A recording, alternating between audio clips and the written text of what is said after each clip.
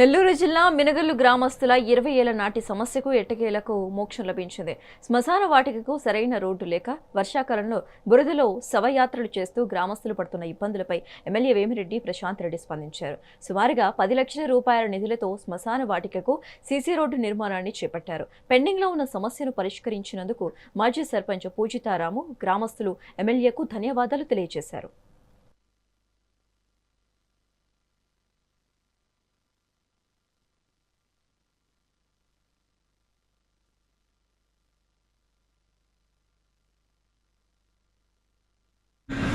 నమస్కారం అండి. మాది మినగల్లు గ్రామం. నేను మినగల్లు మాజీ సర్పంచ్ని.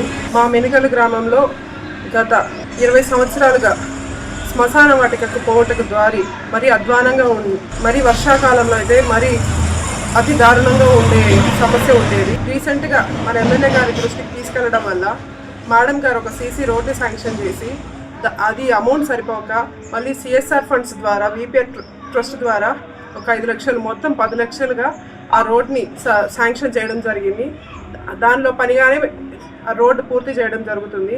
అదేవిధంగా గత ప్రభుత్వంలో రోడ్లు ఇసుక గ్రావెల్ వల్ల అతి దారుణంగా గుంతలుగా కానివ్వండి, ప్రజలు పోవడానికి రాత్రిపూట చాలా ఇబ్బందులు పడేవారు. ఇప్పుడు మన కూటమి ప్రభుత్వం వచ్చిన తర్వాత వాటిని నీట్గా చేయడం జరిగింది. అదేవిధంగా మన ప్రశాంతమ్మ పొలిటికల్గానే కాకుండా విపిఆర్ ట్రస్ట్ ద్వారా ఎన్నో సహాయాలు లైక్ విపిఆర్ నేత్ర కానివ్వండి, స్క్రీనింగ్ టెస్ట్ కానివ్వండి, పిల్లలకి ప్రొవైడ్ చేయడం కానివ్వండి. మాది మినగల్లు గ్రామం.